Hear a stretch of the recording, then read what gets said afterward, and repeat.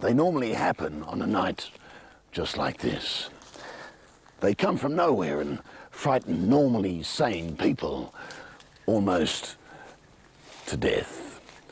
First it's spacecraft with strange lights in the night sky, then weird creatures on the ground with odd-shaped heads bathed in brilliant light. Aliens, beings from outer space. Do they really exist? Well, some of the greatest academics in the world say yes. So too do ordinary people, people who have seen them.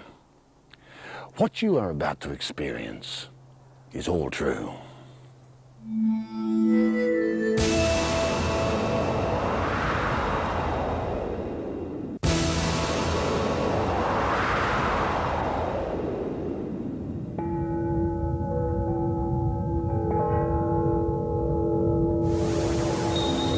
First thought was, they're here, they're here.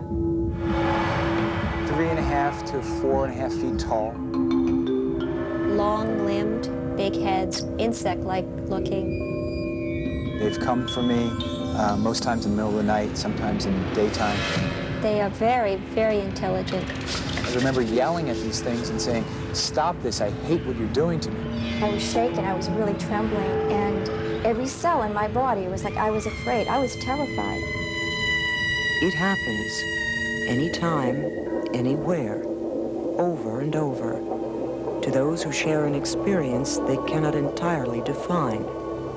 Like many who say they are abductees, Peter Faust has been visited many times. They have taken him to their ship. He never knows when they will return. What happens after I'm hit with the light is that I'm taken aboard a ship. Normally I'm placed on a table. The beings kind of look at me, probe me, sometimes take sperm samples.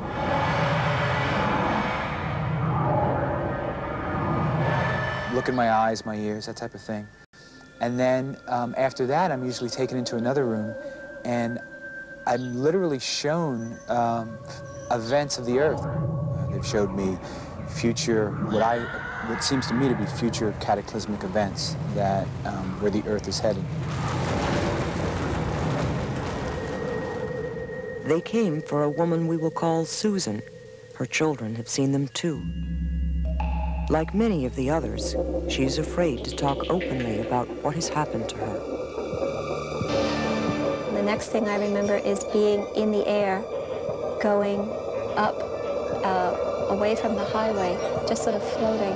I have the feeling of two beings beside me, but I cannot see them, and going into a ship. And then I was examined. They did some sort of procedure. On my left side, it's sketchy memories. It's almost as though time was cut, and I don't have a continuous memory. It's very disjointed, and it's very disturbing.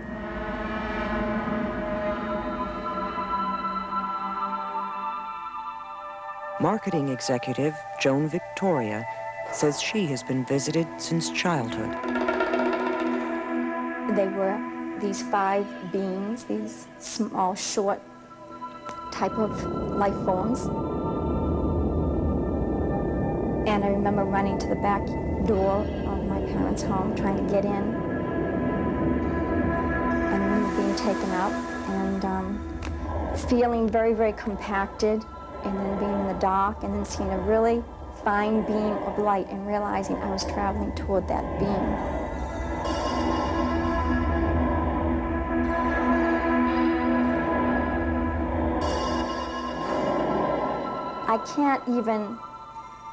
I can't even convey to anybody the terror that was felt by that child at that time.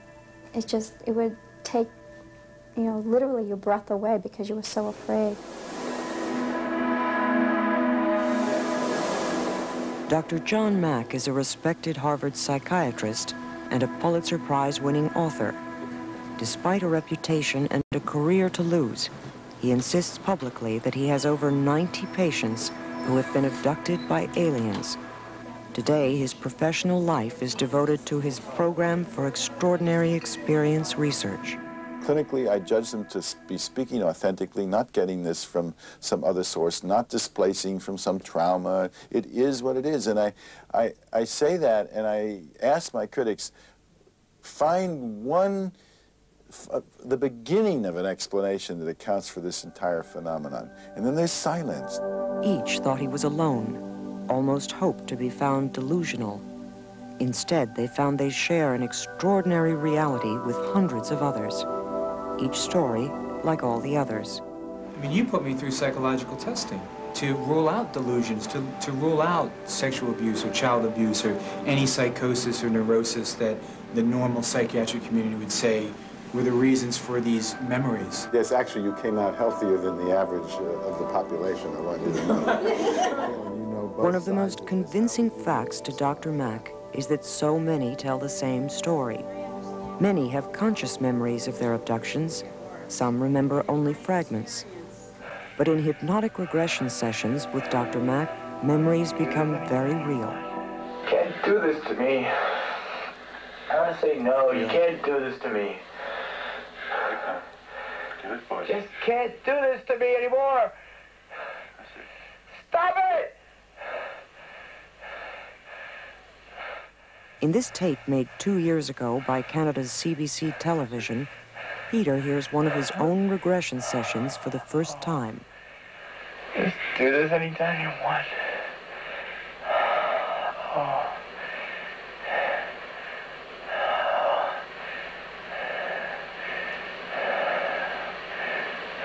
That's it. What's happening? They're taking me. Where are you? I'm laying on a table. How old are you? 18, 19. Want to express it more? The anger?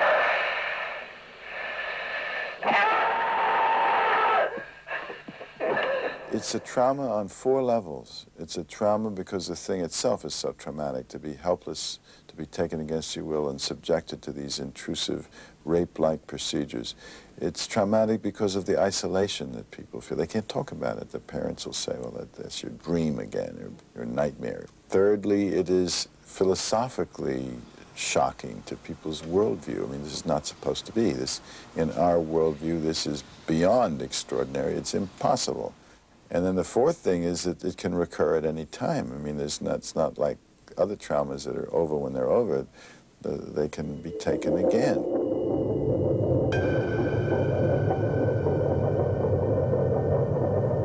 It was clear from the beginning that the sperm that was being taken from me was for some reason. And I wasn't sure of that, but I was aware that it had something to do with breeding and reproducing. And then it became clear to me later that I was somehow producing offspring. I have been presented with children that are half human, half alien, and been told that they're mine. From the stories that I'm hearing from others, it seems like there is a widespread breeding program going on. Susan insists she has carried alien pregnancies. I started to lose my waist. After about 4 months, it became unmistakable. I could feel the baby rolling and kicking. I had colostrum come in. Now this is critical. Your husband Had a vasectomy, yes. It was not his child, obviously, and I'm as faithful as the day is long. I had no explanation for it. Between the time that I went to see Dr. Mack and then the time that I went to see the gynecologist, the baby was taken. And I woke up in the morning knowing that the child was gone. Susan says every member of her family has seen the aliens. Both your children have had encounters. My daughter has had one encounter where she woke up around 7 in the morning to find a gray alien standing in her bedroom. I was woken up to hear my daughter screaming. When my son has things happen, typically I will have the same thing happen the same night. He'll talk about the little man coming. Susan says her husband never believed her until he had an experience of his own. My husband didn't believe me at first, which I fully understand. Here he is sleeping in the bed next to me, and he wasn't seeing anything. This went on for about 6 months with me trying to convince him. Finally, when I got to the deepest level of frustration, they came to the bedroom one night and showed themselves to him. And from that day on, he's been a staunch supporter. He believes because he's seen them. Peter's wife, Jamie, faced an impossible choice. Either her husband was crazy, or what he experienced was real. A powerful experience that she is excluded from, perhaps forever.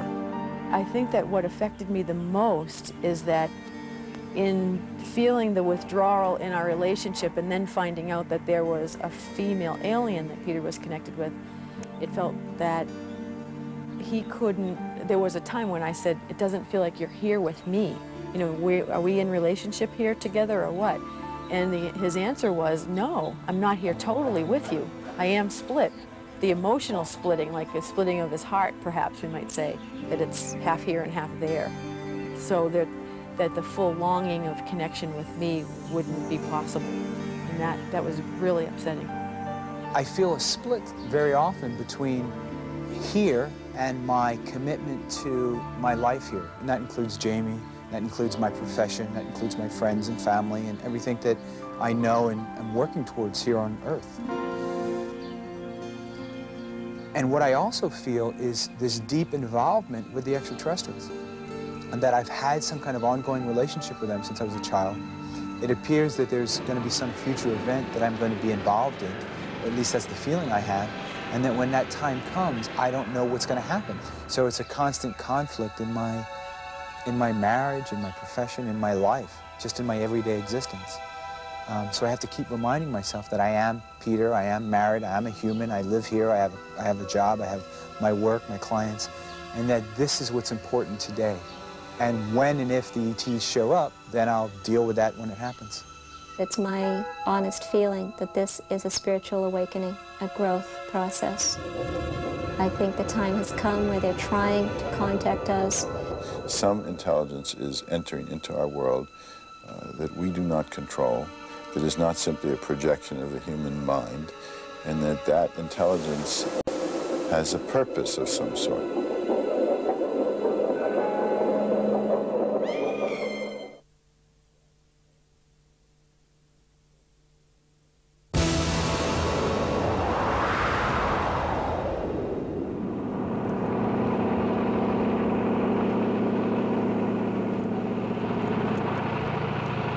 Delta Sierra Juliet, Melbourne. What type of aircraft is it?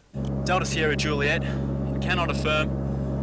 It is forward bright, and it seems to me like landing lights. Delta Sierra Juliet, roger.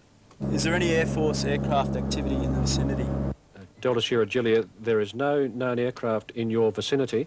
It was a clear Saturday night when Flight Services Officer Steve Roby became the last person to have any contact with a young pilot by the name of Frederick Valentich. At speeds 2-3 times I could not identify. I personally don't think that he fabricated his disappearance. Like many, Valentich's family, particularly his father Guido, believe he was taken by something from another world. I believe that he was involved with an extraterrestrial. UFO expert Paul Norman investigated Frederick Valentich's disappearance. His verdict? Definitely a close encounter of the first kind. As far as I'm concerned, it was a genuine UFO. It's just on 14 years since Frederick Valentich's desperate radio call from over Bass Strait. To this day, no trace has been found of him or his plane. Why not? Can someone simply disappear off the face of the Earth? It was 3 days before that fateful night that Valentich started down the road that would end in his destruction. On October 18, 1978, a young civil pilot went to Melbourne's Moorabbin Airport trying to hire a plane. G'day. G'day. I'd like to hire a plane to fly to King Island. The weather's closing in Bass Strait. It's too dangerous to fly there today. I've flown in bad weather many times before. 3 days later, he was back. The weather was fine, and Frederick Valentich got the okay to fly to King Island. When VHDSJ was cleared for takeoff, all was normal. except for one thing. Valentage had not alerted anyone on King Island that he was coming. No one called, so there was no one there to turn on the landing lights. Clear for takeoff, 320, 10 to 15.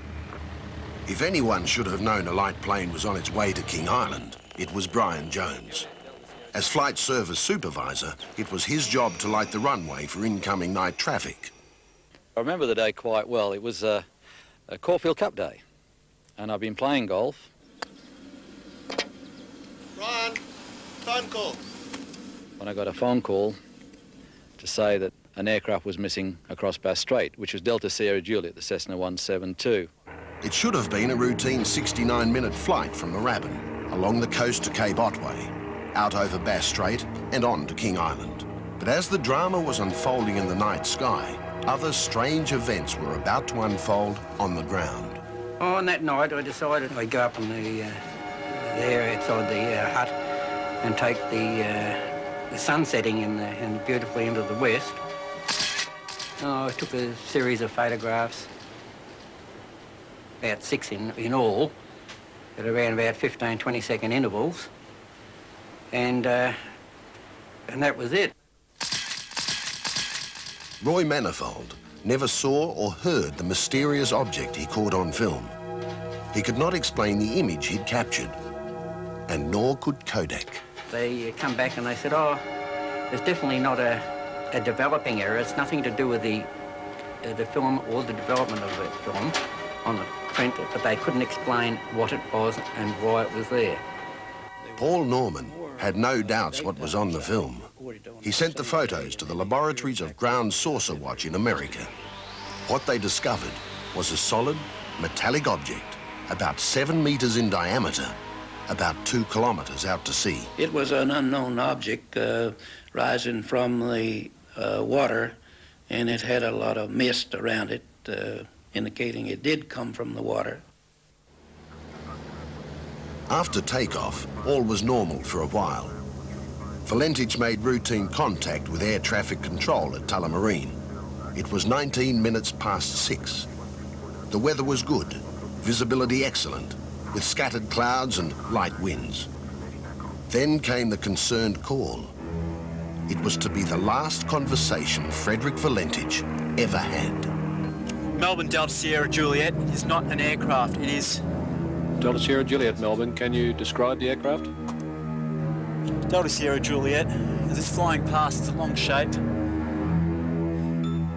Few people had ever heard these words. The exact words uttered by Frederick Valentage in his last call to air traffic control. Melbourne, it's approaching now from due east towards me. Delta Sierra Juliet, Melbourne. Delta Sierra Juliet seems to be playing some sort of game. He's flying over me at speeds 2-3 times I could not identify. Delta Sierra Juliet, roger. And how large would the object be? Delta Sierra Juliet, Melbourne. It seems like it's stationary. What I'm doing right now is orbiting, and the thing is just orbiting on top of me. On King Island, life was going on as normal. But some did report strange lights in the sky, as did scores of others on the Victorian mainland. There were more daytime sightings reported on that same day in any period of activity I've ever investigated. In my mind, knowing my son, I was sure that he was encountered something very seriously, because he would never go on that radio and compromise his future career as a pilot. It is hovering and it is not an aircraft. Delta Sierra Juliet. Delta Sierra Juliet, Melbourne. Delta Sierra Juliet, Melbourne.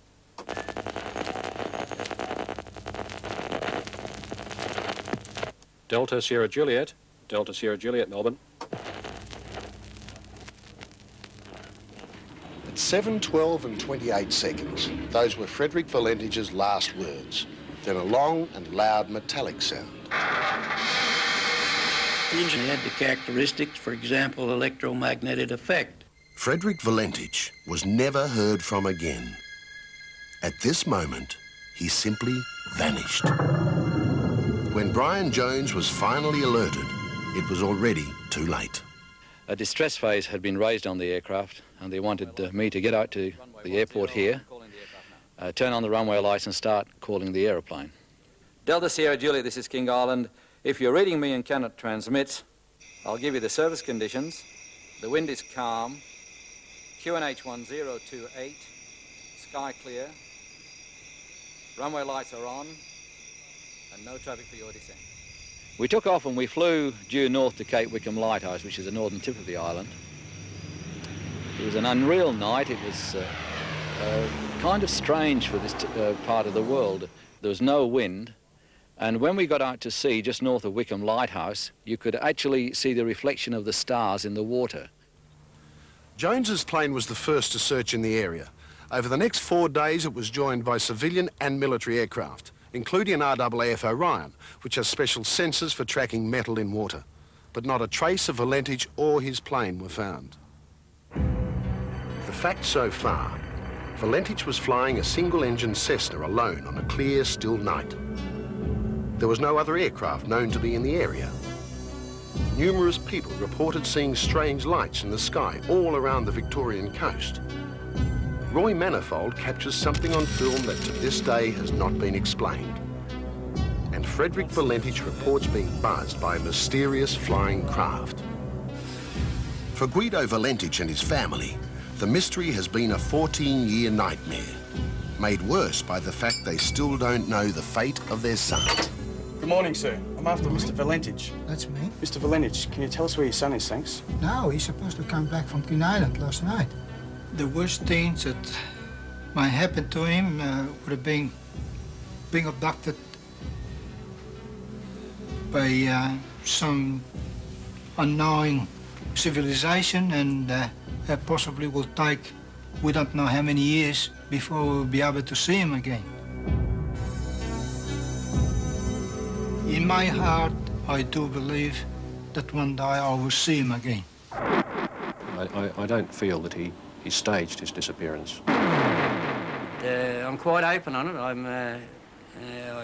I really don't know. He possibly went on could be a suicide mission. There was a real encounter with an unknown flying object. Valentich's girlfriend Rhonda Rushton had flown with him on every flight except his last. In a strange postscript to this story, Rhonda travelled to this motel for a rendezvous planned before his disappearance.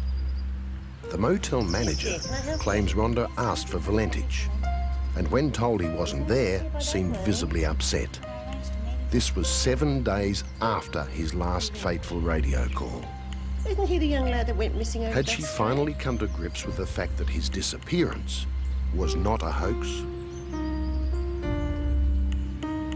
To this day, this event remains unexplained, as does the disappearance of Frederick Valentich.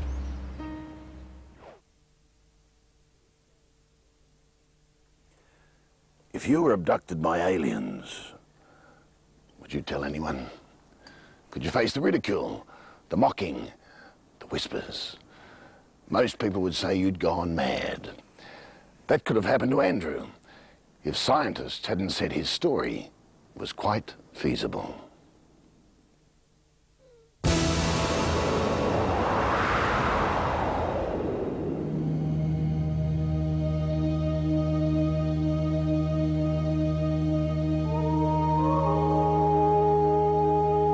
was on the 4th of February 1992.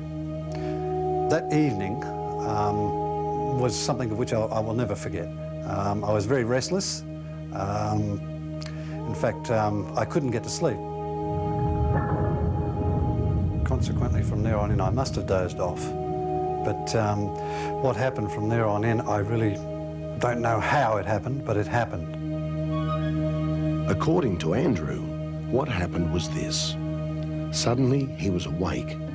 Somehow, he had been transported and was standing in this car park outside a basketball stadium. A stadium that's located 50 kilometres from his home on the outskirts of Perth.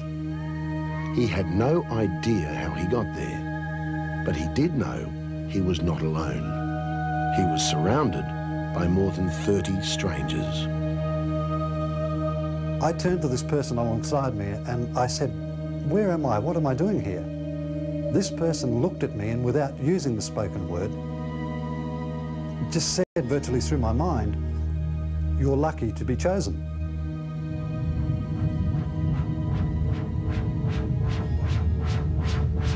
And this blue light appeared from such a small dot and got larger and larger until finally it intensified to such magnetism that it was virtually over the top of us, and a brilliant white flash is all I recall. The very next thing was I was inside this basketball hall. Andrew's confusion turned to fear. Again, he was not alone, but now there was something sinister about his companions. They took on a human-like figure.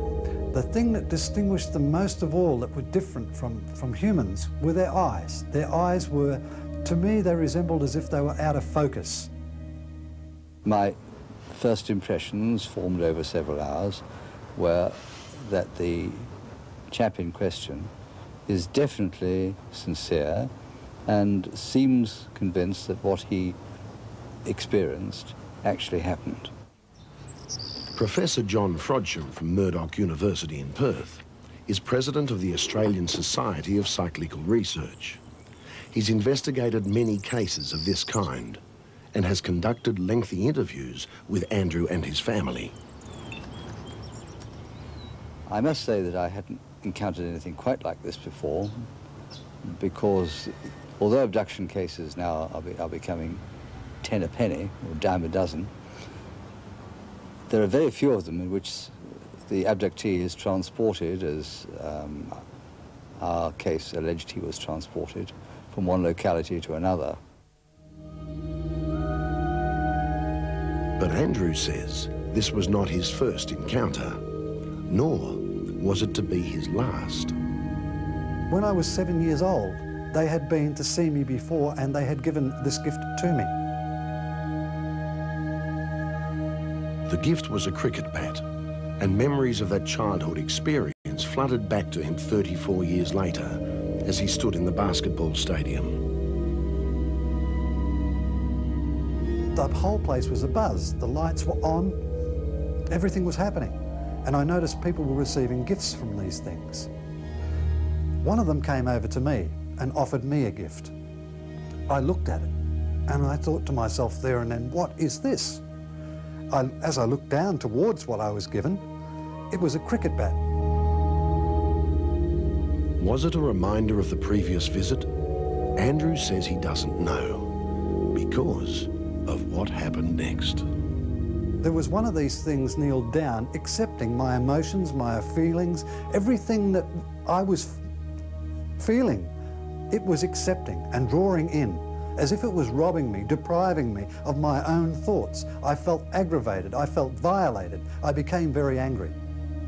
And consequently, I dropped the gift that I was given. I looked over towards the others and I said, "This is not what it seems. Get out of here."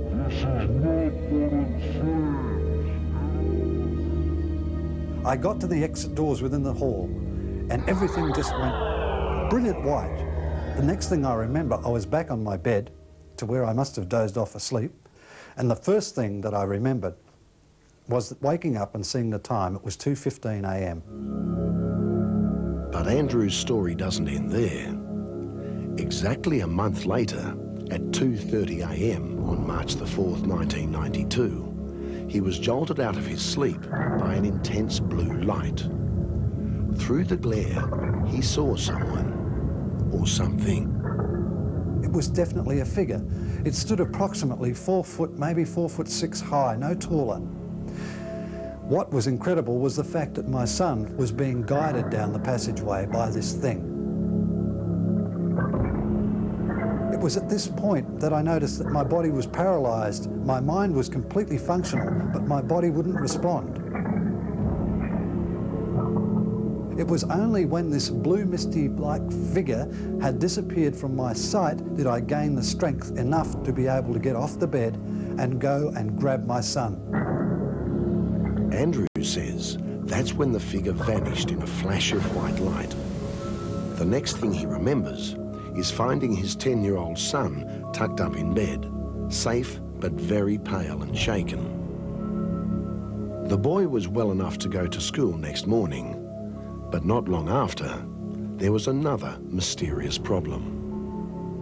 We were sitting down eating a lamb roast, and consequently, what had happened was we'd just all finished our dinner, and my son had an irritation at the back of his throat. And this is what he coughed up when he cleared his throat. Andrew's theory is that the tiny metal object could have been implanted in the boy by the strange nocturnal visitor on March the 4th. If it should turn out to be made of an unusual metal, an unusual alloy, that's to say an alloy which is not encountered here on Earth, then of course we have a very strong lead indeed. Well, we've since had the object tested by experts at Curtin University in Perth. These are photographs of it taken under a powerful spectrograph. And the university's verdict? The object is most likely a computer component manufactured in Sweden. That verdict aside, Andrew stands by his story and adds one final twist. He says his two children sighted unidentified flying objects hovering near their house back in March 1992. And he's worried that for his family, the story is far from over. I feel a lot of fear. I fear the fact that I don't know what I'm dealing with here. I feel they're coming back. They are coming back. They told me they'd be back in 5 of our Earth years. 5 years was the time at which they'll come back and they'll see my son again. Against my wishes, there is nothing I can do. I feel completely helpless. There's no one I can turn to, there's no one I can trust.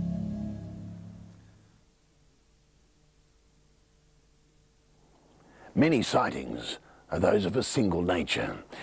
That is, one person seeing something he or she can't explain.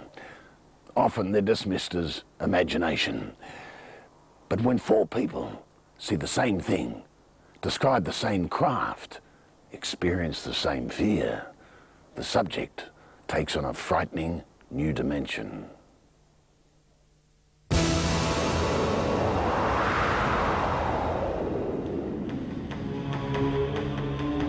4:30 a.m., July the 24th, 1994. The terror begins. Terror that would haunt 4 women day after day, week after week, until they were never safe, not even in their own homes. It's nothing I've ever seen, and it's definitely what you'd say is a UFO. It was an unidentified flying object. Never seen anything like it in my life. In the early hours of that July morning, the women were on their way home after a reunion with old friends. They were tired, but it was only a 15-minute drive. Tina and Grace were in the front, Joy and Victoria in the back. Grace was driving. Suddenly, her attention was diverted from the road ahead. I noticed these orange lights, like very long, oblong-shaped, lots of them, like in a big row. Even now, the 4 women are nervous talking about their ordeal and want their identities kept secret. You didn't know what to think of it at first because it was multicolored. It had lots of lights and it went like a strobe light would go, and it had incredible movement in the sky, and there was nothing that would move around like it ever. They asked me what I thought it was. I said, it's a star. But it was moving, so it couldn't have been a star. So I thought maybe it's a satellite. And being sceptic, I didn't want to think what they were thinking. So in the end I said, well, I won't believe it unless it's on my tail. As it turned out, prophetic words indeed. Grace put her foot down, tried to outdistance the lights. And I was the first one to turn around, and it was like a sunset, orange, huge, that was hovering behind the car. The back of the car was just lit up so brightly, which then I turned around and there was this huge, bright, sort of like the sun, it was so bright. And I just was overwhelmed with fear, which then I turned to Grace and I said, step on it, let's get out of here. They thought safety was in sight. A parking lot, deserted, dark, but not for long. I had slammed my hand onto the security lock to lock all the doors, but it was too late because Joy had jumped out of the car and gone to the back of the car to see where it had gone. All of a sudden, this thing was over the top of us, and it was just huge, and it hovered. And you didn't have to stretch your neck or look very high up or anything like that. It would have only been as high as a telegraph pole. They were afraid, very afraid. Strange lights, obviously following them, harassing them. Why? Grace was upset, made us get back in the car. She was really scared, so we all got back in the car. And then we went to drive off. And that's when we noticed about 5 or 6 other things in the sky. But they were heaps smaller, real small. Grace accelerated. The lights did too. It seemed there was no escape. Until, at last, they came to a driveway. A farmhouse. The lights, the craft on their tail.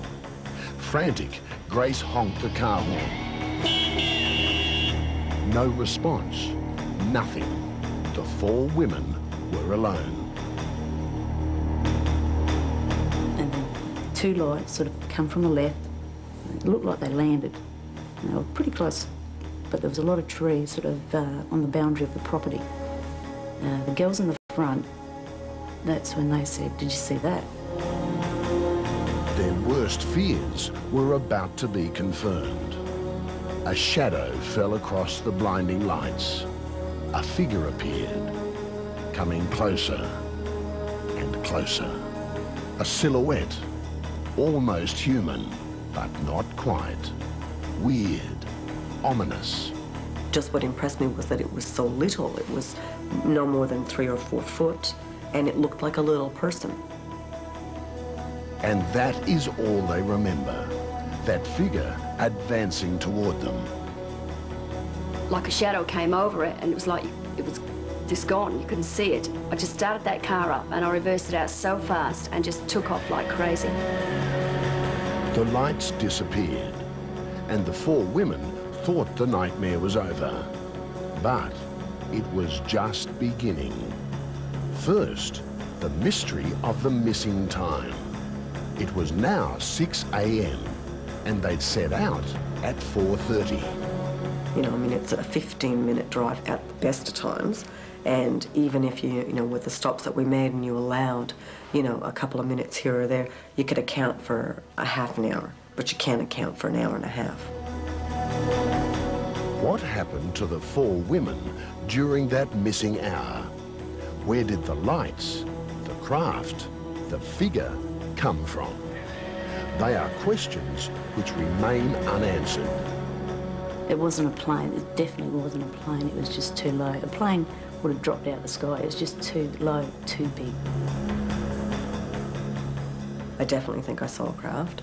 I definitely think I saw a little person from one of those. That frightening night would not be put to rest. It would return to haunt each of the 4 women. There were the after effects: migraine headaches, nosebleeds, dizzy spells, and in Grace's case, terrifying flashbacks. I found it very hard to sleep. There was times that I sensed, Don asked me how because I really don't know, but I just knew there was something in my room. And this went on for quite a time. It got to a stage where I just didn't want to go to bed. I didn't want to sleep because I was so scared. Grace dreaded being at home, alone. There was that uneasy feeling that she was under surveillance, being watched. Just a feeling, nothing tangible, until... Little white, bright, practically even like a bluey haze around them, light that was moving around on the wall. And I'd sort of get up and go and touch something to sort of see if I could get a reflection, if it was something, always to see what could this be, but it was nothing. They'd sort of move about frantically and then disappear. Grace felt isolated. There was no one she could turn to, no one except her 3 friends. Several weeks after the first encounter, they gathered at Tina's house. That was when the lights appeared again. Tina drew the blinds, refusing to believe the worst, that it was all about to begin again. We thought, well, we didn't know where they came from, but we just sort of watched them with the blinds down, sort of when they blended together, asked them to move around in certain directions just to see if they, you know, whatever it was would do it, and it did. The lights moved around in whatever direction you told it to go into, whether it was up and down or right and left or, you know, it didn't matter. You know, jump to the other wall, it just did. This went on for about, you know, a couple of minutes, and then it just disappeared. It was completely gone. Grace, by now, was on the brink. It seemed there was nowhere left to hide. Wherever she turned, the lights were there, taunting her, tormenting her, even as she drove through the suburbs. I noticed the same light, with the blue light around it. I noticed this thing in the sky, and I mean, my heart started pounding like mad, and I was really scared. I wanted to turn around and go back, but at that stage I thought, if I go back, my husband's going to think, you know, you really lost it. It was as if this thing was following me. That's the way I felt. I mean, that's just the way I felt, you know. Back home that night, Grace was calmed by her husband. The family settled down, tried to sleep, and then... At about 12:15, my son woke me, stood beside my bed, and he was beside himself, and he was crying and shouting. And I was like, you know, what's wrong with you? And he was saying, there's somebody in my room. I was screaming for you, so you didn't come. Raced up out of bed and sort of went down to his room and had a look at all the rooms. I thought maybe there's someone in the house, you know, an intruder or something. And raced down, had a look at all the rooms, and nothing there, nobody there. A moment of peace, but a new terror was about to descend. I watched this thing come across the roof of our room, hovering over us. I was screaming at my husband to get out of the bed because I said to him, that's a thing that was that night that chased us. It was exactly the same ship. She said, that's it, that's it. I said, what are you talking about? I just go back to bed. But Grace persuaded her husband to come to the window to see for himself. At first, he could not believe his eyes. It wasn't an airplane. I know what airplanes look like. I mean, I've lived near airports, I've flown a fair bit. You know, you hear the sound. There's no way this thing just travels so slow and so low that it's an airplane. Obviously, it had been above my home, and what made me more upset that it was starting to affect my children, and I had no control on it, none at all. You think that being a mother, you can protect your children, but I couldn't. That was the last encounter, the last time any of the women saw those lights. The creature that confronted them that night in July 1994 never reappeared. But the mystery remains, and so do the nagging fears. No one has been able to give a satisfactory explanation. All 4 women are convinced they've been stalked by a UFO. They all know what they saw. It actually happened. And Grace's husband, he didn't believe the story at first. Now, he's a believer too. They are about the place. And I felt then I can accept the fact that, yes, you know, I've seen it with my own eyes, and, you know, and they are there, yeah. As for the women, they can only hope that their days and nights of terror are over. I never believed in them. And, you know, they're just something out of a science fiction thing. You would never believe it until you've seen it. But I know differently now. I know that they do exist, and I believe it now because I know what's happened to us.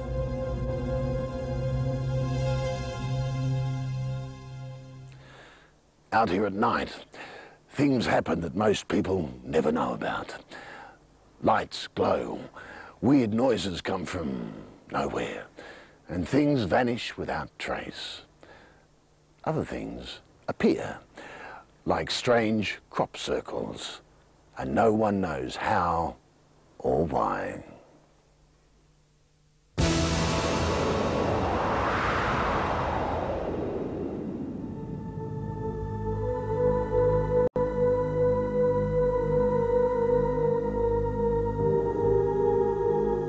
You can see them.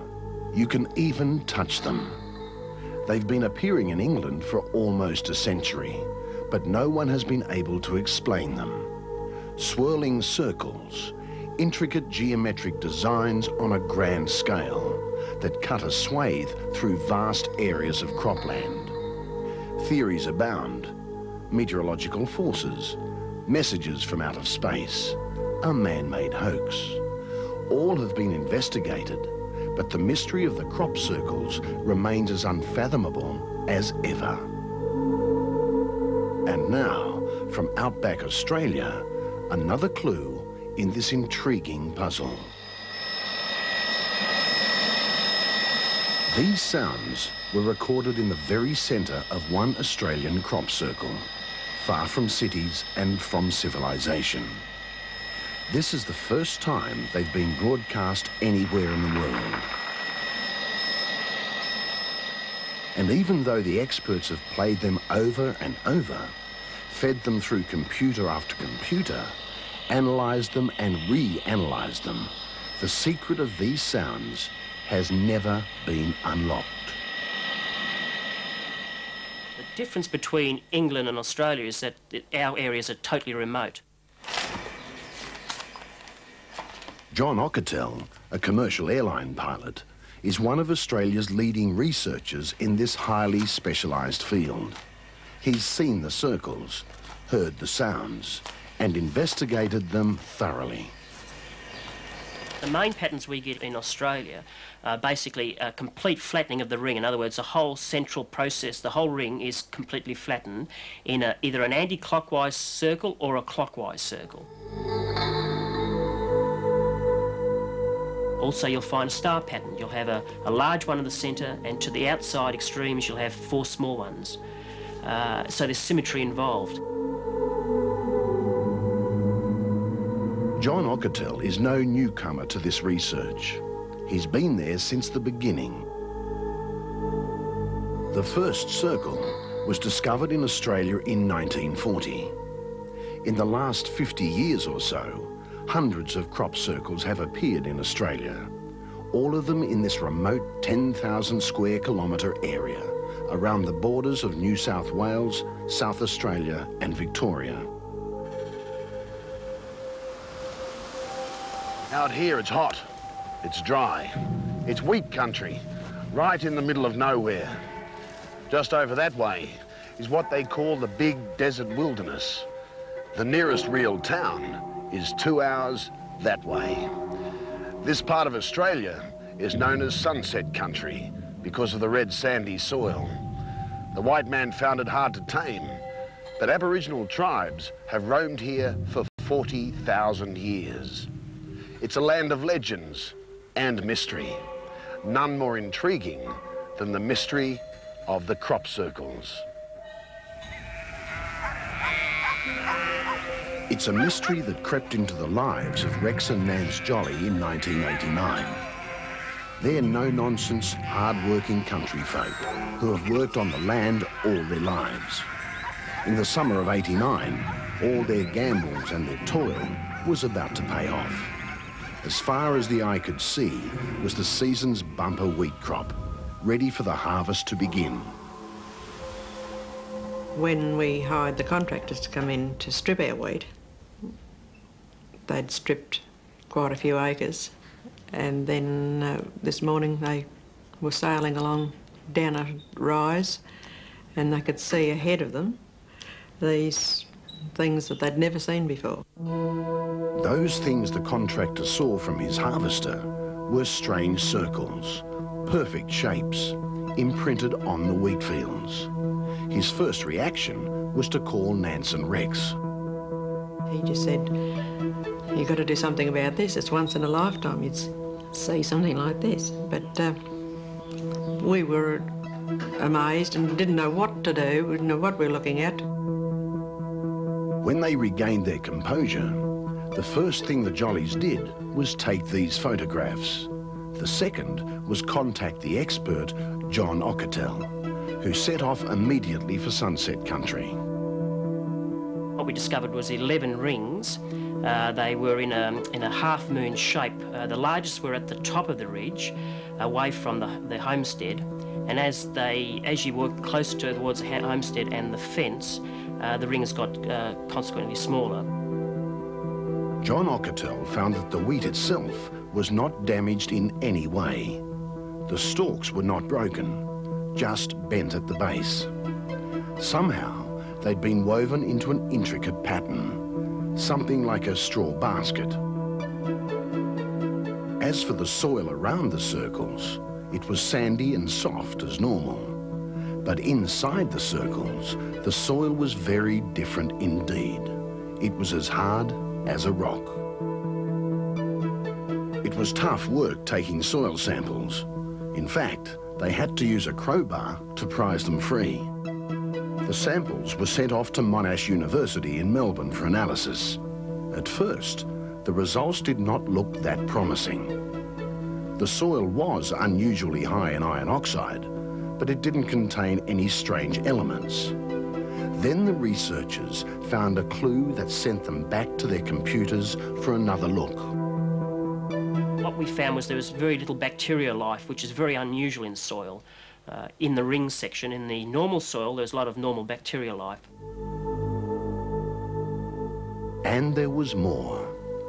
The university computers revealed that there was an unexplained magnetic charge emanating from one corner of the farm, right where the circles had formed.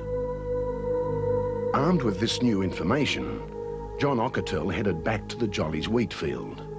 He pinpointed the exact spot and began a new series of tests. What we found was a ring. It looks like a coiled snake with a bit of a head on it, and it was very magnetised to the extent where if you ran a normal compass, which is very unusual, over it, it would swing the compass needle. To this day, John Ockertell can't explain that magnetic charge.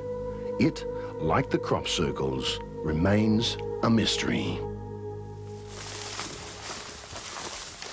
But there was to be one further piece of evidence that would prove even more mysterious. Another local farmer had noticed his sheep refused to go anywhere near one of the circles. And when he went to investigate, he heard a strange noise. A noise that literally made him sick. That farmer had the presence of mind to record the sound. What he captured on tape was this. The sound we played you earlier.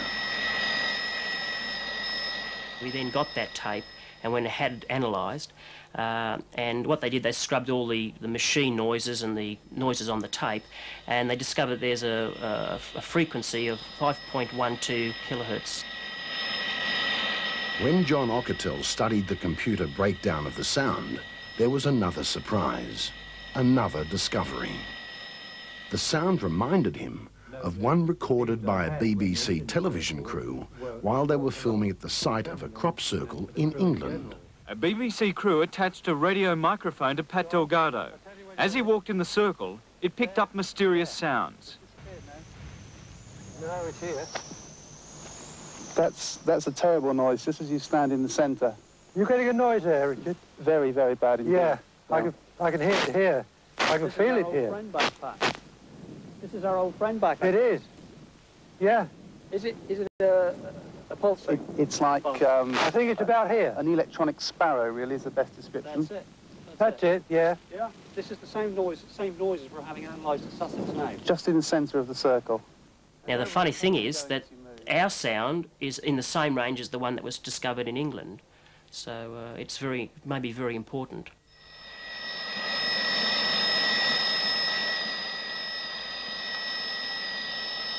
But there's more to the Sunset Country mystery than strange, unexplained noises and circles that appear out of nowhere. It happened on a night just like this, 15 years ago. The sky was still and crystal clear. As usual, Eric Wilson and his two daughters were relaxing in front of the TV after a hard day's work in the farm. Their peace was about to be disturbed. The dog started to make a very peculiar whining and howling noise. It was, well, I hadn't heard before, and I haven't heard it since, actually.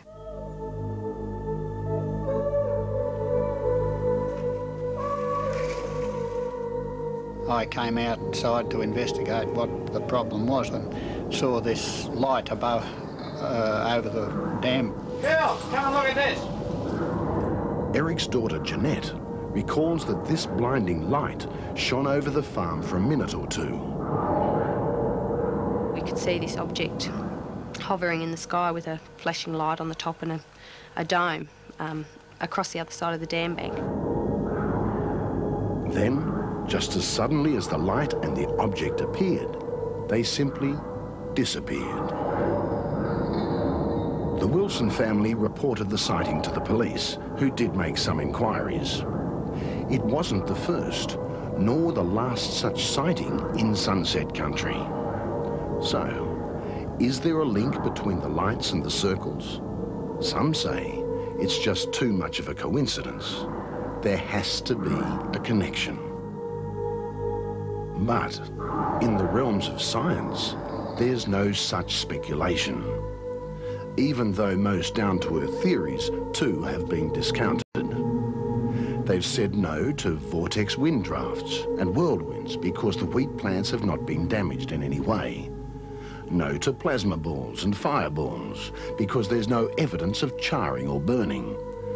And no to animals because there have never been tracks leading to or from the circles. So, maybe there's only one way left to end the guessing game. We're hoping in the future we've got equipment up there at the moment, and last year, for instance, we had equipment available where we were hoping to see one formed or see the process. Once we get to see the process occurring, then we may be able to put a theory to it. Until that day, one thing is a scientific certainty. Crop circles do exist. They have appeared in many countries: England, the United States, Canada, and Australia. The only problem is, we still don't know who or what is creating them.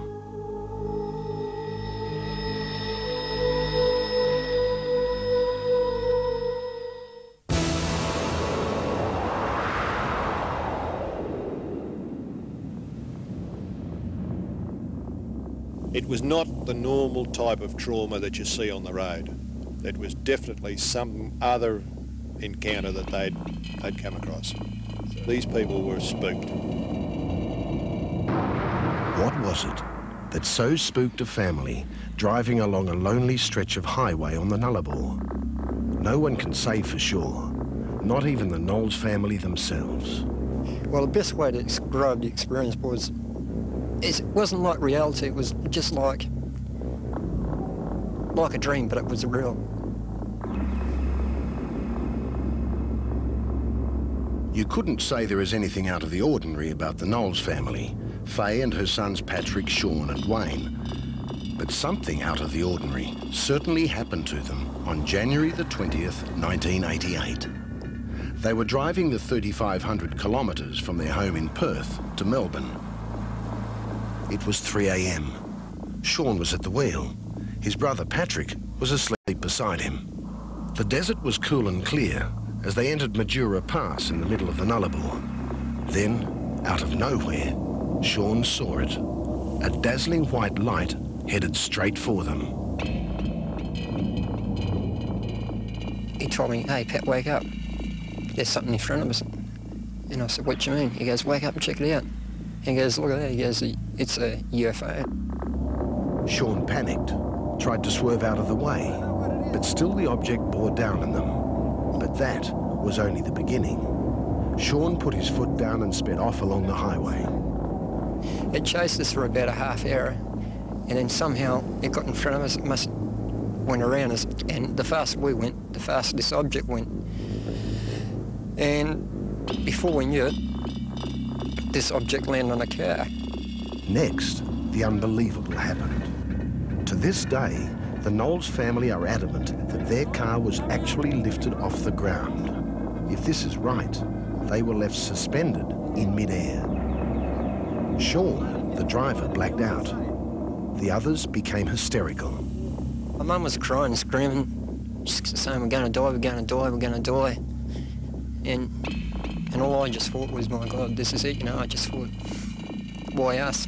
For God's sake, why us? And all I can remember then was we were dropped. As the car crashed back to Earth, Sean regained consciousness. In terror, the family fled from the car and hid in the saltbush scrub. After a while, the object slowly moved away and the Knowles headed for the nearest civilization, the Mundrabilla Roadhouse. What they didn't know was that Melbourne trucker Graham Henley had been driving on the same stretch of road that night. He arrived at the Mundrabilla Roadhouse just before dawn, just before the Knowles family. This blue Telstar came in a hell of a hurry. And these three young fellas and their mother jumped out of it. And they were all talking at once. And the funny noises that one of them was making, he was obviously scared, witless. In fact, the Knowles was so scared, Graham Henley didn't get around to telling them what he'd seen on the Nullarbor that night. A bright magnesium type of light. It just swerved and veered all over from one side of the vehicle to the other, and I thought, what the heck's going on, you know? So I sort of accelerated a bit more and kept going, and then all of a sudden it disappeared. Just faded almost to nothing. Back it came again, and I thought, goodness knows, must be a helicopter or a roo shooter or something like this, having a bit of fun, and I never took much more notice of it. But after talking to the Knowles family at the Mundrabilla Roadhouse, Henley did take notice.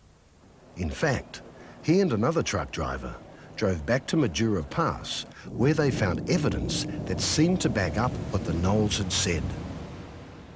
Everything was exactly where they'd turned around, the skid marks on the road, where they'd hidden in the bushes. One of the boys had cut the tops of his toes in the gravel, and you could even see the little drops of blood on the gravel and the sand and stuff where it was. The incident and the Knowles captured headlines around the world. The police were called in and the Knowles car was impounded.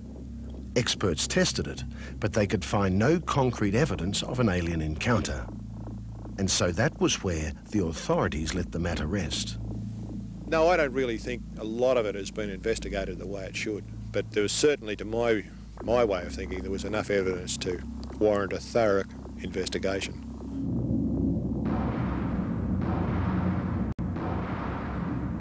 Certainly something happened to that family that early morning.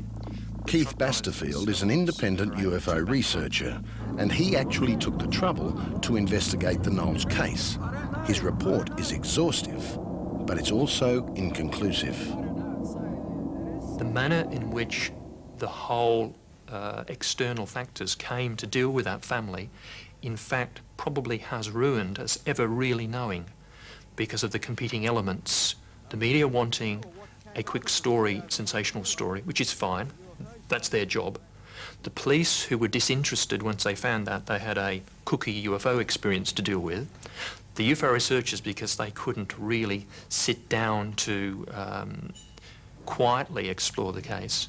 And the family themselves, because they suddenly found themselves the focus of an international effort when they were simply trying to get to Melbourne on holidays. I don't think we'll ever know. Nevertheless, 5 years down the track, the Knowles family are still sticking to their story. Oh, bloody oath, yeah. You betcha. They can think what they want, but I know what I know.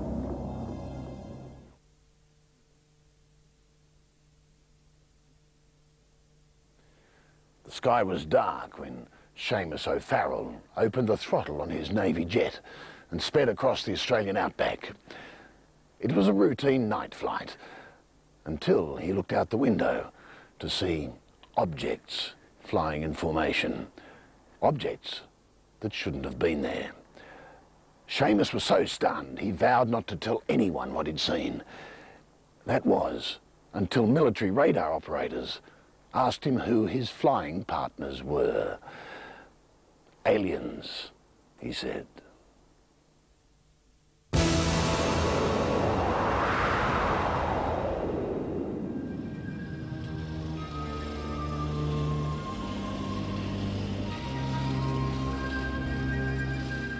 The year is 1954, and 25-year-old Lieutenant Seamus O'Farrell is preparing for a lone flight. A flight that will haunt him for the rest of his life. It's the evening of August 31st, and Lieutenant O'Farrell has been briefed for a navigational patrol and exercise that will take him from the Nowra Naval Air Station in southern New South Wales, west to Young, Temora and Yass, and then back to base. His aircraft, the Sea Fury, is the fastest piston-engined plane in the air. Top speed 400 knots.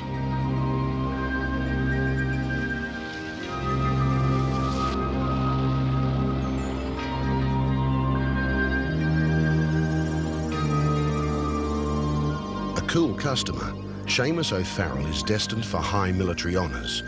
He's also destined for an encounter that is so inexplicable it remained in the top secret files of the Defence Department for more than 30 years. I didn't think there was anything in there that was likely to affect national security, but other people obviously did. 39 years after the event, Seamus O'Farrell can talk openly about his mysterious experience. But back then in 1954, he was terrified it would wreck his career. I was a bit ashamed about it all. People thought that I'd flipped my lid or lost control or done something silly. And it generally was regarded as a bit of a joke by the rest of the aircrew. You know, people would have a few drinks and they'd say to you, come on, let's have another drink, O'Farrell, and tell us a bit more about those flying saucers. For the pilot, everything appeared normal as the Sea Fury took off from Nowra and headed into the setting sun. Nowra base, this is Nav Air 91. Could you confirm that there are no other aircraft in the region?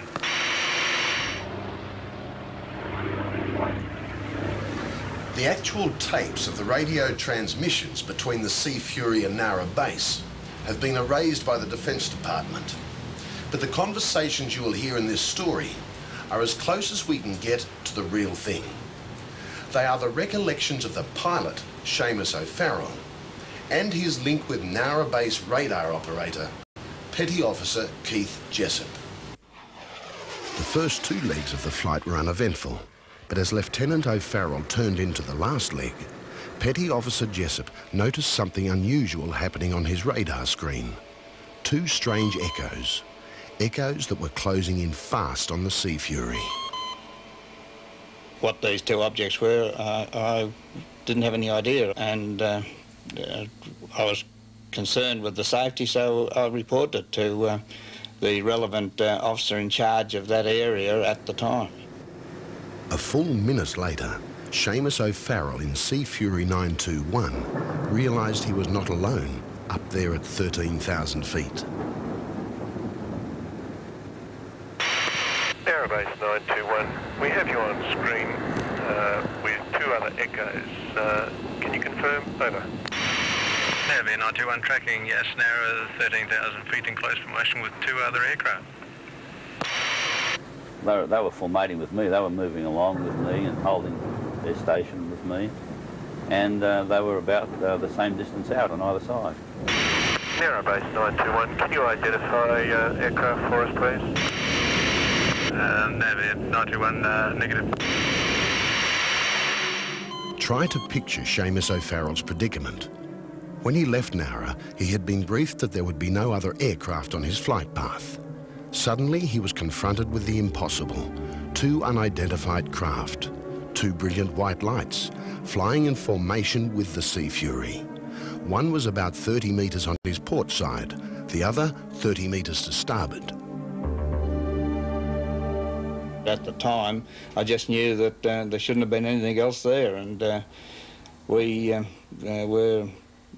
brought the attention to the naval officer I said in charge and to our staff, and our staff in there were equally as surprised.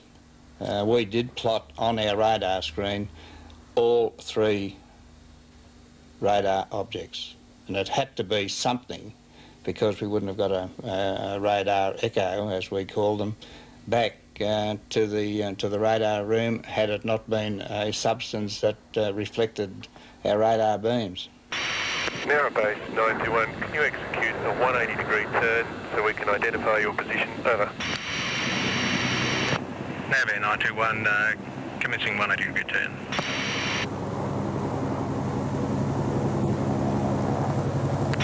Narrow base 921, complete 360, return to track. Over. Nav 921, roger. By this time, there was a minor panic in the radar room at Nowra. They started checking and double-checking. The Air Force confirmed they had no planes in the air that night. Sydney Airport Tower reported there were no civilian aircraft flying in the area. And up above, the 2 objects were maintaining formation with the Sea Fury. Then after several minutes, they confounded everyone. They sped away into the night.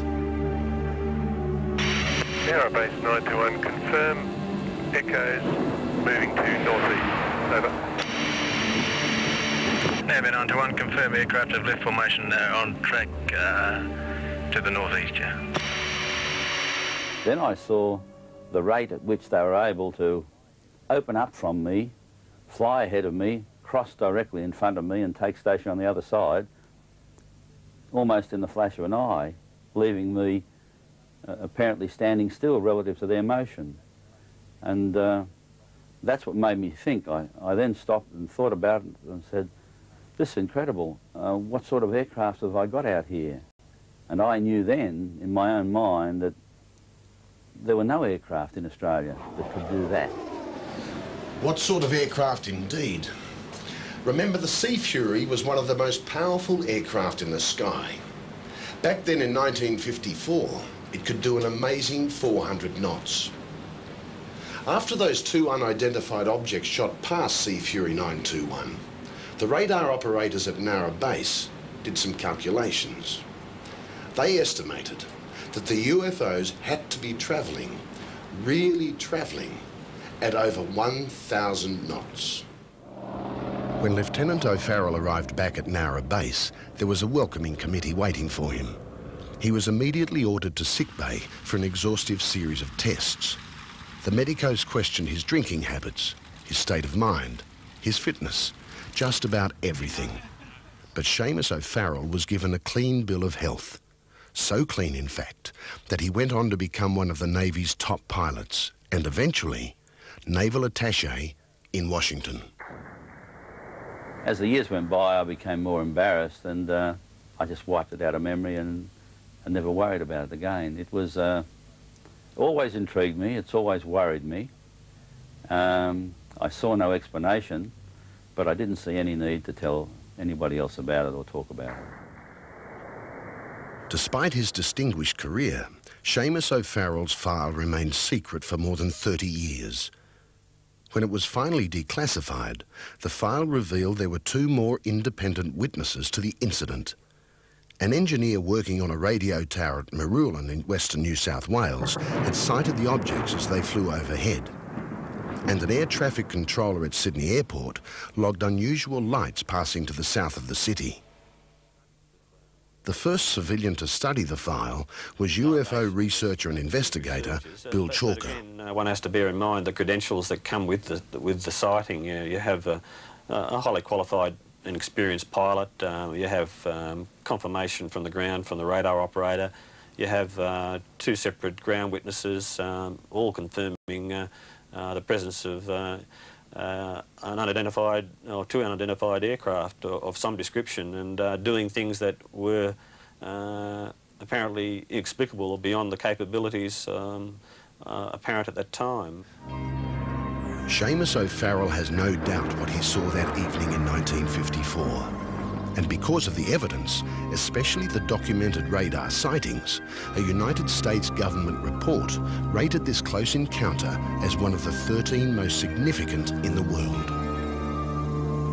To this day, I'm as certain as I was then that I saw two objects flying in close formation with me, and I'm convinced they weren't aeroplanes that come from the Navy, the Army or the Air Force or civil aviation. Whatever they were very fast craft, and they were very good performance.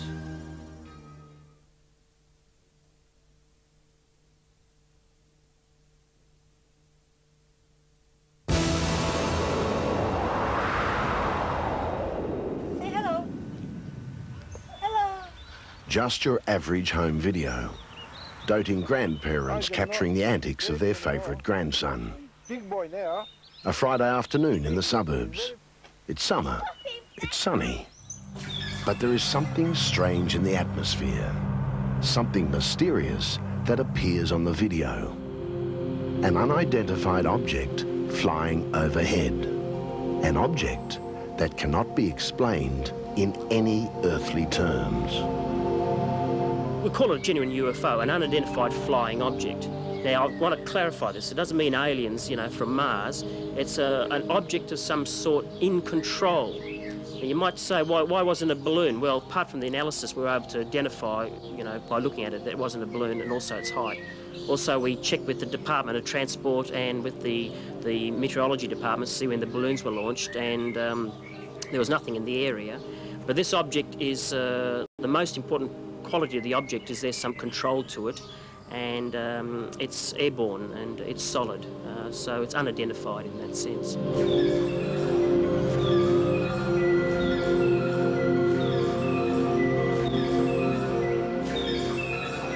Melbourne, home of the famous Melbourne Cup, the Olympic Games of 1956, one of the largest cities in the Southern Hemisphere.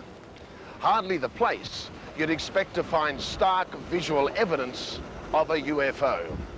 Pictures that have confounded international experts.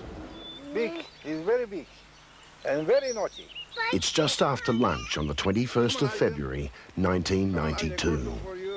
In the backyard of his home in the Melbourne suburb of Endeavour Hills, Rex Sarakoglu is trying to tape his young grandson for the folks back home in Turkey. It's hot, and the star of the show isn't all that easy to pin down. I love you. After I get tired, I have to sit, because he's very naughty all the time. I'm sitting there, my camera, my hand, video camera. I saw suddenly some bright light in the sky. I think to myself, what's this? It was, in fact, a light moving across the sky. A light that Rex saw through the viewfinder of his camera.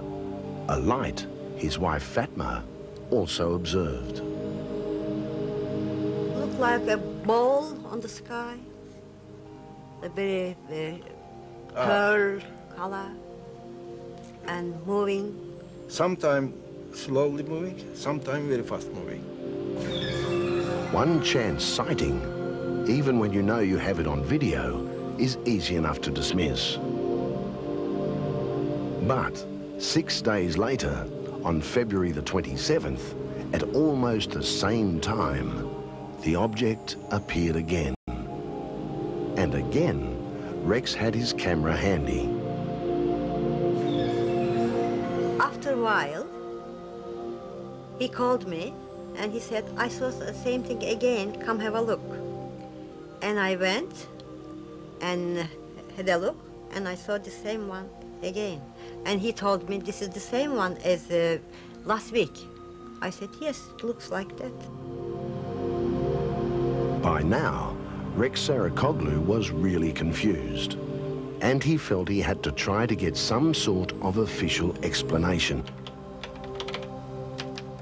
His search eventually led him to John Ockertell, a former airline pilot and an internationally recognised UFO researcher.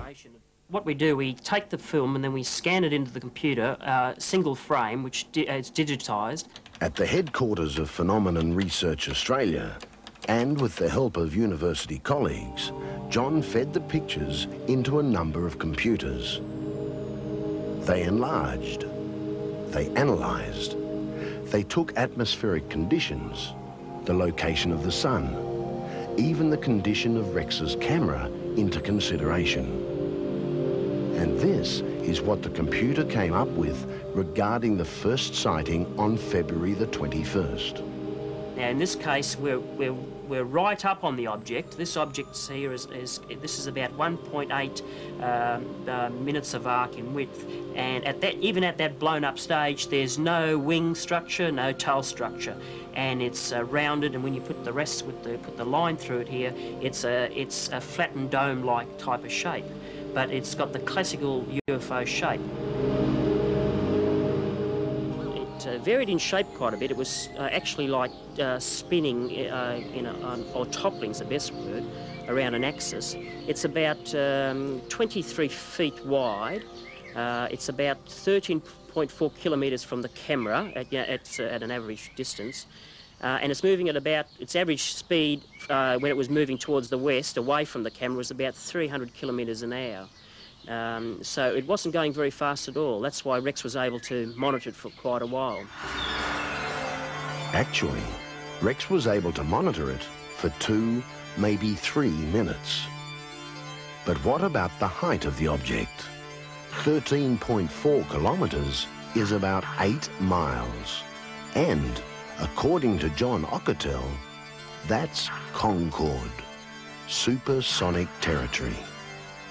He says that kind of aircraft would naturally have been tracked by Australian aviation authorities. Because at that height, when they get to that height over Melbourne, they must carry a flight plan, and there was nothing unusual, and there was nothing in the area at that time. With more help from computer enhancement, John Ockertell was able to produce these remarkable still frames of the object. They helped convince him this was, in fact, a UFO. It was not a conventional aircraft. It was not a balloon. And as far as John could tell, it was not the result of a fault in Rex's camera. We could find no emulsion problems or, problems with the tape. It wasn't a hoax, and the extraordinary thing to this was that it was a daylight sighting. That was the most important thing about this, and it's a genuine sighting. Then there was the second sighting, the second video, taken on the afternoon of February the 27th. So the times are very similar, and also the first and second objects are very similar in dimension and shape and doing nearly identical things, moving in also nearly the identical track. And you also note that they move off towards the antenna, then they both curl away and move off. The second one then moves off north, where the other one went west. But the interesting thing is it's nearly exactly the same thing, and he's captured the same UFO at different periods, one on the 21st and one on the 27th. So what began as a simple family video on a summer's afternoon in Melbourne has become a scientific conundrum. The same object, in the same place, at almost the same time, sighted and taped.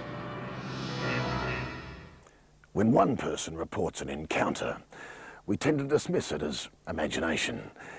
But when groups of people in different locations report the same encounter, the whole world starts to listen.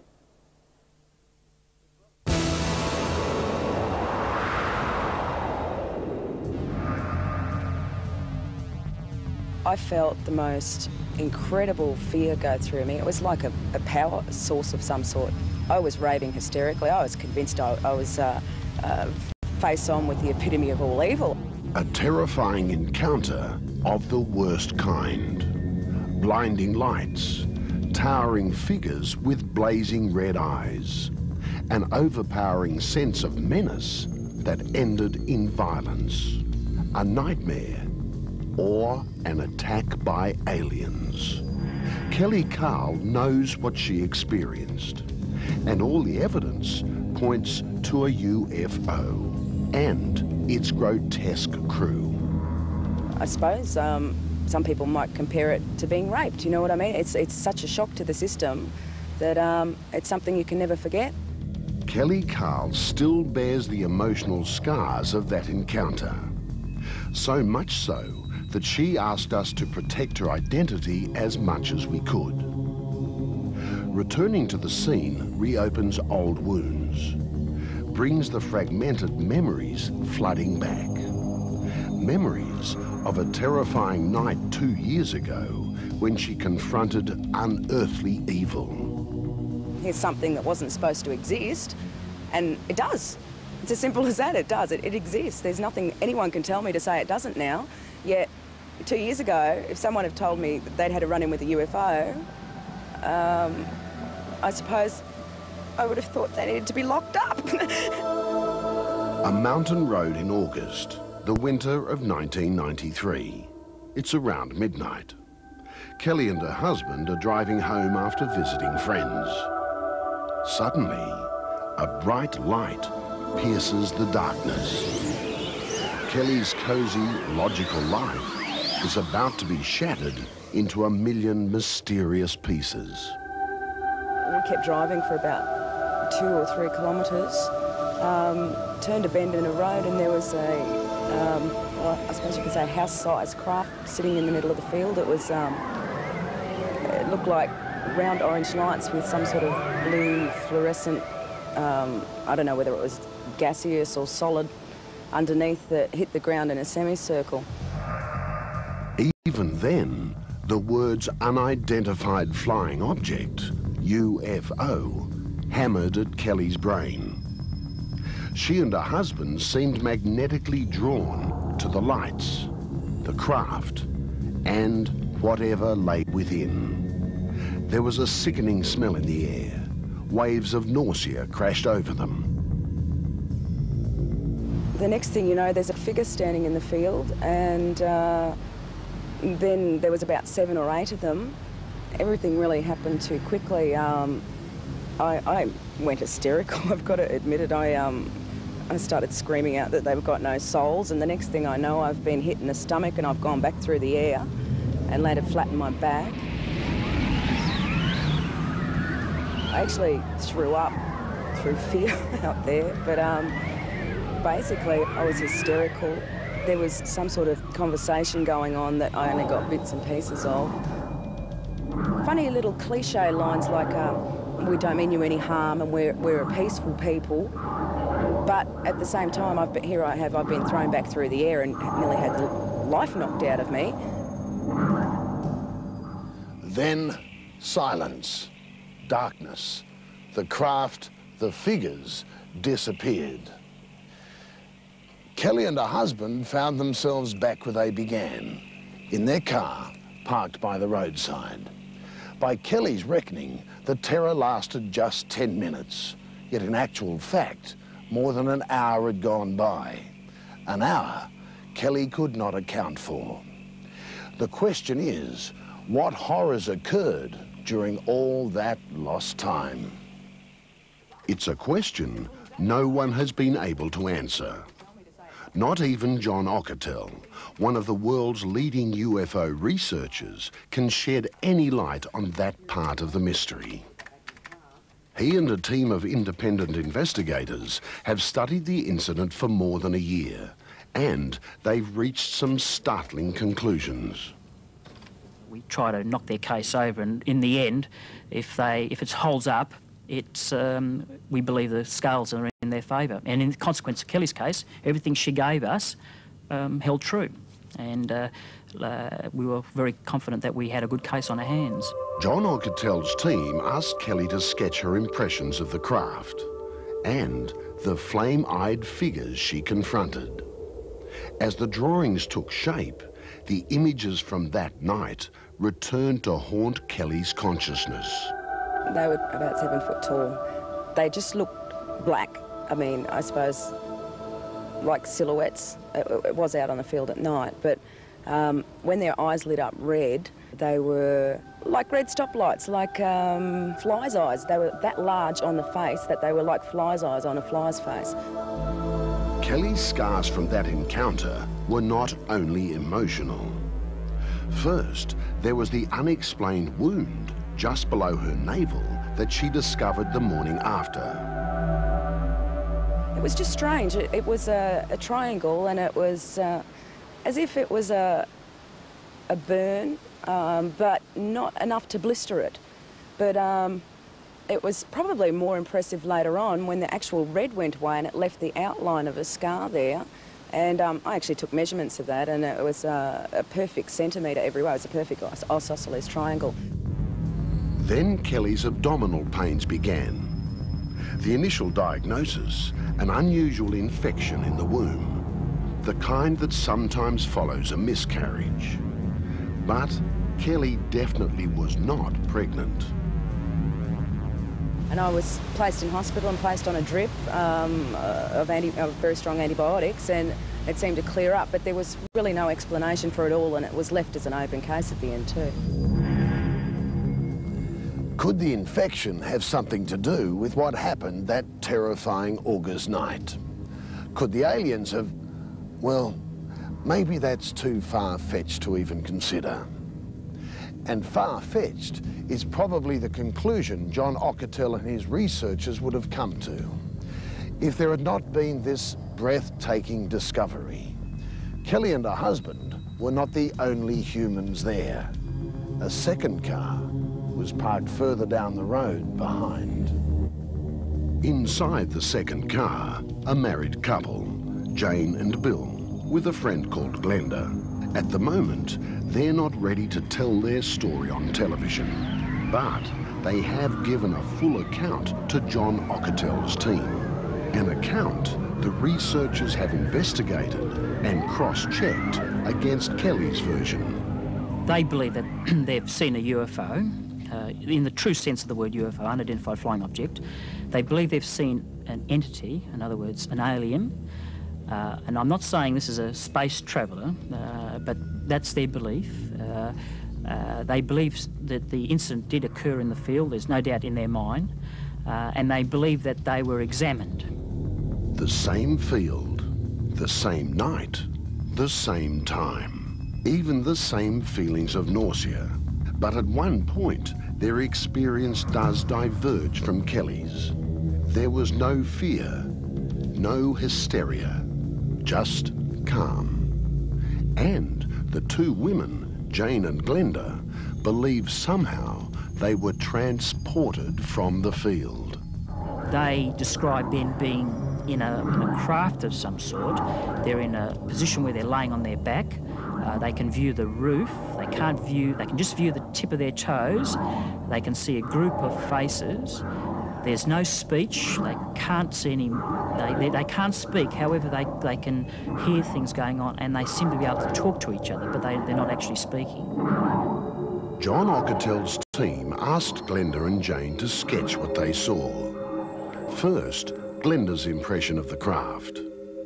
Now, Jane's. But wait a moment. Remember Kelly's impression? Almost identical. Next, the figures they encountered. Glenda drew this, Jane this, and this is Kelly's drawing of the alien with the blazing red eyes. These drawings help make the case unique. Two totally independent yet identical experiences documented and investigated by researchers. Rare data that they agree is unbiased and untainted. Coming from two groups of people that had never met each other or spoken to each other, and both groups knew nothing at all about UFOs or ufology, it was quite a remarkable occurrence to both describe the same thing. And there are other parts of the two stories that coincide. Just as Kelly lost more than an hour after her scuffle in the field, Glenda and Jane also have time they can't account for. An hour, maybe two. Finally, Kelly's scar.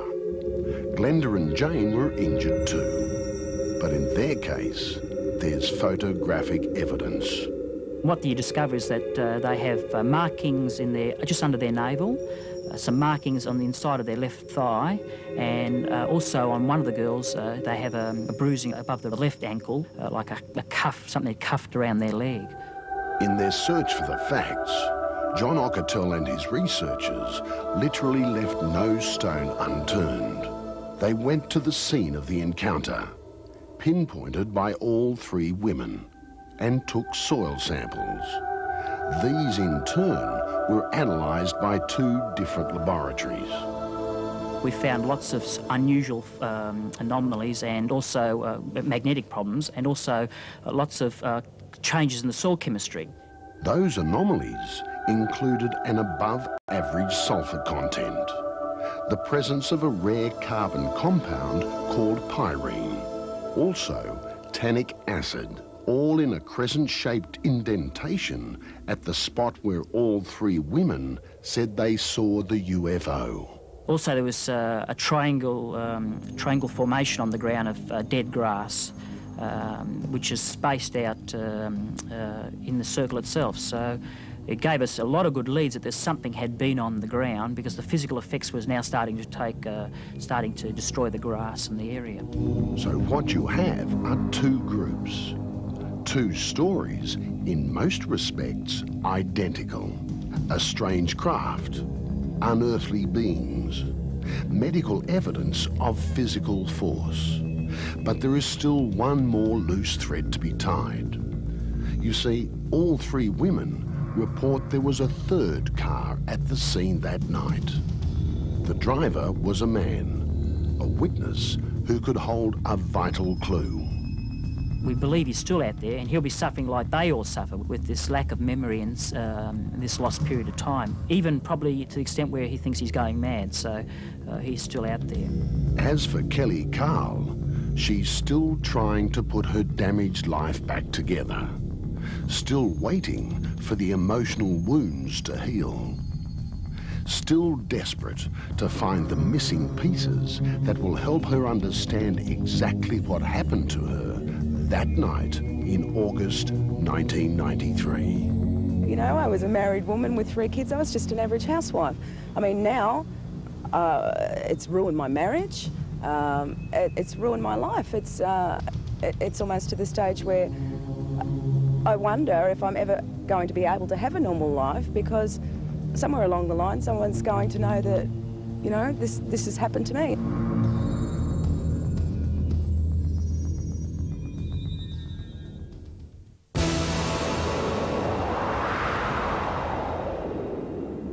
Something you can't get out of your system. It goes over and over and over inside your mind every day of your life. You know, you're reliving it all the time. It's a feeling Peter Curry knows well. A feeling he's had since a July night in 1988. As a young man on the move, the boss of a construction company, he's used to dealing with the real world, the tangible. That night, as he lay watching television in his room, he entered another world, a world of the intangible, the unknown. All of a sudden I felt something grab me on the ankle, and I just got a sensation of pins and needles running up through my body. I was 23 years old at the time, and I thought, geez, I'm paralysed, and I got the feeling and the thoughts were going through my mind that I'll never walk again, and from that time onwards, I'm going to be in a wheelchair. Peter Curry couldn't move, but he could think, he could see. And what he saw when he looked to his right was like nothing on earth. They would have been 3 to 4 foot in height, wearing hoods or robes, with hoods like a monk's robe, for example. They had like a very wrinkly forehead. They had shiny, dark face. Their skin was like a shiny, black, leathery look to it.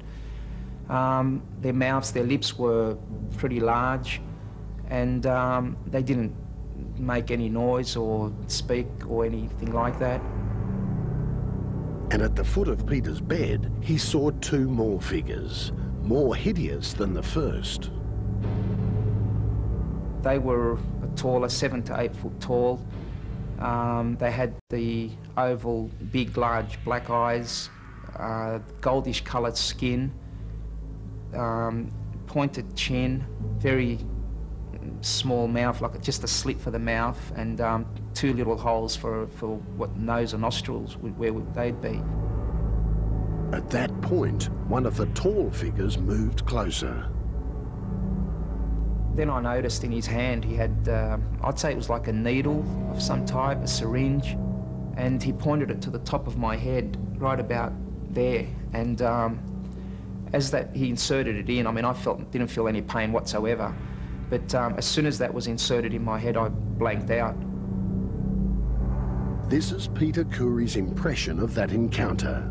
He says an encounter with aliens. To me, they were alien, you know, in the sense that I'd never seen that type before. So to me, they were alien. They were from some other dimension, some other planet. I don't know where they come from. But it was a shock to have them in my room anyway. The next morning, Peter found a scar, like a cigarette burn on his leg. He went to his doctor, and her diagnosis: it's impossible to say what the actual cause was. Peter Curry also talked to his fiancée about the experience. I was explaining to her what happened, and I pointed to the top of my head, and when I did that, I just touched it, and under my nail there was dried blood. And she had a look, and she basically said to me, "There's a puncture mark there." Peter's thought deeply about his experience. There's one aspect that baffles him. After the initial shock of the paralysis, he felt no fear, none at all. I felt like they cared, I really do. You know, I really felt that the emotion that this being was projecting towards me was true and real. It wasn't imagination at all. Kath Ross also felt an aura of calmness, of peace, during her brush with the unknown. That was more than 7 years ago. She was working as a photographic model, a career she's since abandoned. The night that I got these marks on my head here, I was just home in suburbia asleep, and it must have been about 2 a.m. And there was a very bright light in my room. Kath says it was like trying to look directly at the sun. She couldn't open her eyes. She saw nothing, but she felt 3 light touches on her forehead, 3 pinpricks.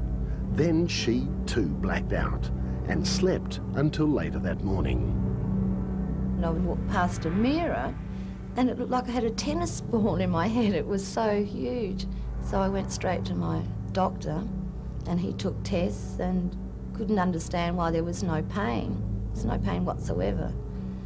And it took about 3 weeks before the swelling subsided, and it left me with these 3 scars. Kath Ross says the doctor's tests showed no signs of poisons. Those pinpricks could not have been insect bites. She's still trying to come to grips with her experience. Like Peter Curry, she has her theories. All of them point to aliens. Aliens on a mysterious mission. One they both believe was friendly. I think they've got a power to calm them down, because that's how I felt the particular night this happened. I was calm and went back to sleep, peaceful sleep. But I don't sleep that well anymore. It's hard to explain, but geez, it happened, and it's as real as, you know, catching a bus in the morning to go to work, or a train, you know, and you don't forget doing things like that, and I just don't forget what happened to me.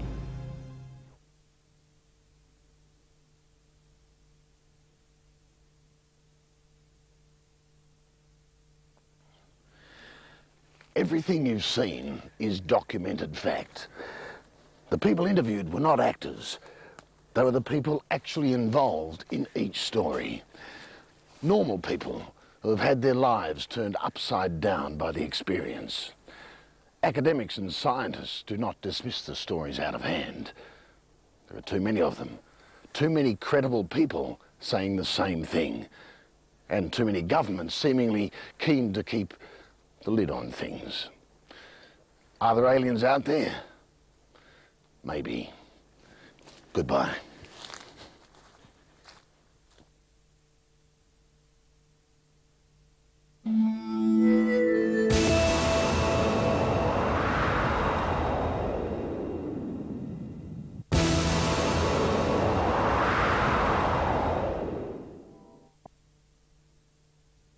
I remember us all getting very smart and spick and span to be photographed. But there was someone missing in the lineup, a young mechanic called Freddie Jackson. Freddie had died only days earlier, though not at the hands of the enemy. Rather, it was said he had walked into a propeller. His would be the one face missing from the photograph.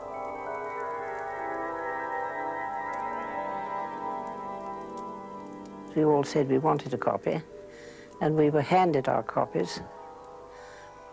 And there was quite a gasp of surprise because this young man who had been in the transport yard and had been away on leave and had died appeared in the top row, quite recognizable to us all.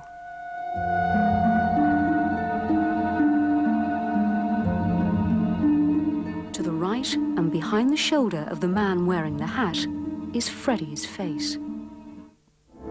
14th of July, 63, 10:15 p.m. Been down to the engine room, but never again. The eeriest place on the ship. From the time I left my cabin, I could hear footsteps following. I was scared out of my wits. There was no movement on the ship. It was a calm night, and all of a sudden, the doorway between the captain's cabin and the bridge slammed shut at a hell of a force. Wayne described it as though somebody had deliberately slammed the door. And he got such a hell of a fright, he dropped the torch, dropped the book, and he just fled in the opposite direction. Willy-nilly, he had no idea where he was going, but finished up down in the engine room and eventually found his way back to his cabin. But he said he vowed and declared then he would never go out at night again out of his cabin. The noises went on and on. The young American became more and more frantic. Finally, he could take no more. He left this cursed ship and was admitted to hospital, a psychiatric hospital. The clothes I described were the clothes he was buried in. The piece of paper that he gave me signed James Cullen. She brought a letter that he wrote her when he was in the Army. It had Jimmy on that. Outside of that, the signature is identical. There was only one thing that was different. I said he had a high voice. She said, oh, no, she said. He had a deep voice like yours. Oh. Then it meant he killed himself. This way, right through the voice. Blocks, whatever. Anyway, this story happened to a guy like me, and as I say, it's been haunting me now close to 40 years.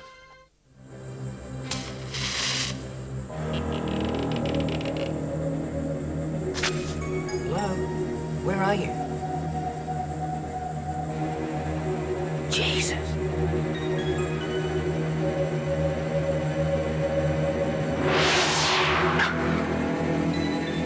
Suddenly, everything was crazed confusion. I could hear cries for help. A woman calling from the veranda. The horses bolting away. The bull charging. It was chaos, and I panicked. I was scared. I just wanted to get out of there. Help me! Help! And before midnight, we reached the township, and soon after, we were safely, the horses safely in the stables, and I was in bed. By night, it's forbidding, forsaken. The ruins of an outpost that was devoid of humanity, devoid of hope. Ruins which are haunted by the ghosts of the damned. It would have been the most brutal place on earth. I remember when I was young that it was compared to the concentration camps, Belsen, and the horrors here that went on. A century and a half ago, Norfolk Island was one of Britain's most notorious penal colonies, a dumping ground for the most vicious, most violent criminals.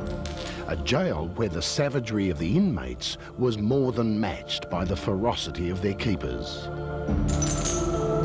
It would be called a blood-soaked island because of the blood that was let from lashings. People got sometimes 200 or 300, 400 strokes of the lash, cat o' nine tails. I heard noises and I came upstairs to investigate, and it sounded, because you could very distinctly tell front door closing and opening because it slammed, it was so heavy, and you could tell if somebody was walking in the hallway. And being downstairs, we would come upstairs to see who was in the building, because at the time the building upstairs was closed. And coming upstairs, you'd find no one. Alton's town planner, Glenn McLean, is not the kind of man given to wild imagination. He's experienced it too. You really start to feel like there's somebody right behind you. There are some physical things that happen. You feel your hair start to stand up on end. You feel that presence. The local radio personality, Scott McKay, stayed in the town hall overnight. He thought to dispel the myth. My impression coming in was one of skepticism, not too sure what I would find. I really didn't have a fixed thought on whether I believed in any supernatural or not. And when I left the next morning, I still wasn't too sure, but I do know that something happened. Anyhow, I felt, you know, a thump on the cable I was standing on, and I said, "Who's down here with me?" And they said, "Nobody." And I said, "There must be somebody down here because I can feel them walking up the cable." And they said, "No, there's no one down there with you."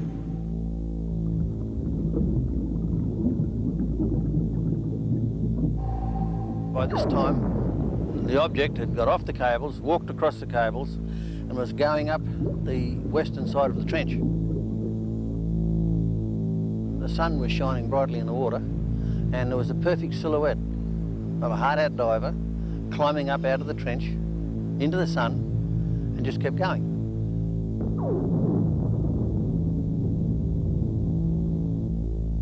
So I got out and everyone had a great laugh about it, said I'd been down there too long and, you know, I was seeing things, and I said, well, you know, he was there.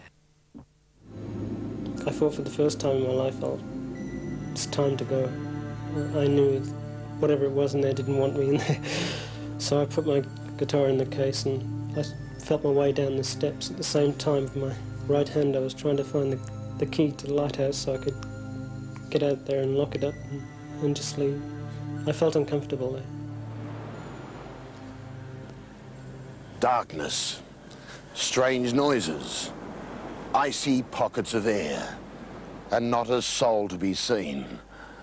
Was it the mind playing tricks, or was it something else?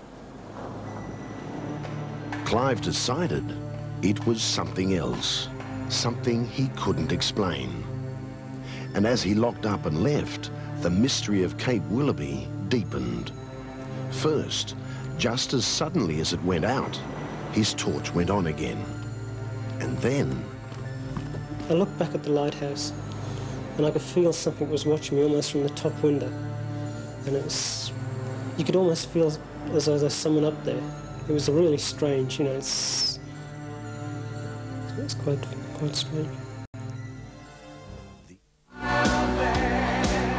With the fast edits, the switches from colour to black and white, it's not something you'd pick up watching a video hit show at home on television. But slow one particular image down and enhance it and see what happens. There in the background is a figure, a human figure, a figure without a face. It is a person. It's definitely a human being, but we find that there's no...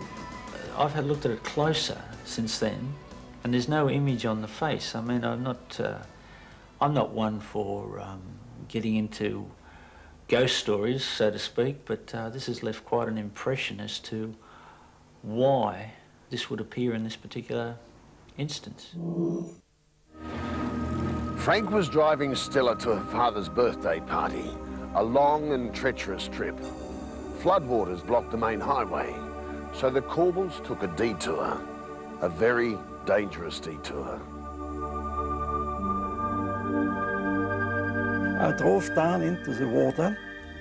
The water got higher and higher, and the engine cut out.